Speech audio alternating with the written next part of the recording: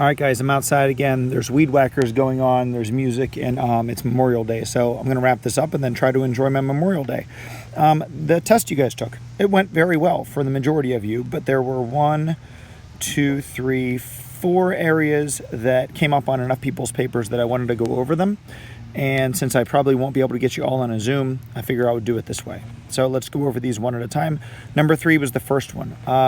Question number 3, you were supposed to decide arithmetic or geometric. Everyone did that right. Find the 10th term in each one. The most common mistake here was putting a negative sign in front of the 98,415.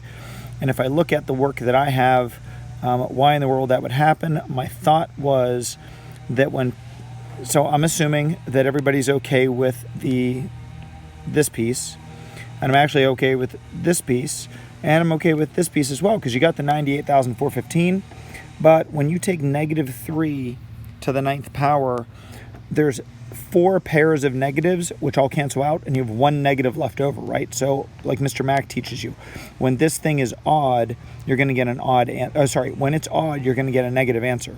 So that negative answer here times a negative becomes positive 98,415. So that's what I think happened. I mean, there's no way for me to guarantee it, but that's what I think happened on number 3. 5 and 6, everyone got them right. 7 and 8, most everybody got those. 9 and 10, most everybody got those. Number 11, if you were going to miss number 11, you probably put a number 1, and that happened to a few people. The thinking there was that you're changing by a half. The way this works is this is a geometric series. Not only it says geometric, but the ratio in this one, the ratio is it's this number divided by this number. So -1/2 divided by 1 is going to be -1/2, and that's the number that goes into the formula here. So I'm going to zoom in on this since I have it written. I'm going to put the -1/2 into the R. You see where I put the -1/2 here. The minus negative becomes 3/2, and 1 divided by 3/2 is multiplied by the reciprocal, so we get 2/3. And that is why on that particular one, you should get a 2/3, not a +1. All right, number 12 was good. Number 13 was good. Number 14, if you were going to get this one wrong, lots of people did. I gave credit to almost everybody for it. I even marked some papers perfect or excellent or fantastic, even though they had it wrong. Listen, this has 12 terms. It does not have an infinite number of terms. It has 12 terms. That means it stops. And if we're going to be nice and precise, then we should probably try and be precise. So look how precise my answer is over here. Now, this is at the limit of my calculator. There are probably more numbers out here. I'm not 100% sure what they are at all. Maybe we could figure them out. Maybe we couldn't. But I know that that is the precise answer that I came out with. There's no reason to round, so don't round. Unless you're told to, don't do any rounding unless we're dealing with money or something like that. So not so much wrong, more like don't round if you don't need to. So just kind of a heads up on that. Definitely not an error, more of something I just wanted to bring up.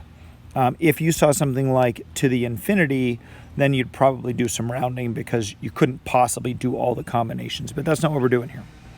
And last one, number 18, by far the most, if you were going to get this one wrong, almost everybody had 142.66 of the people who got it wrong. You did good math. You just did the wrong math. You calculated correctly what the deposit would be on the 12th month, right? A sub n at 50 times 1.1 to the n minus 1. So it's 50 times 1.1 to the 11th power because it's 12 months minus 1. But the issue with that is that that's going to tell you how much is deposited on the last month. This question says how much would be in the account after 12 months, not what is deposited on the 12th month. So I had to do a different piece. And I did the summation instead, and I used the summation formula. You can see it all here, and I came out with $1,089.21. And that's it. Everything else on the test went really well. If you had trouble on it, I did do some generous rounding on grades. If you're concerned or you have a question, feel free to reach out.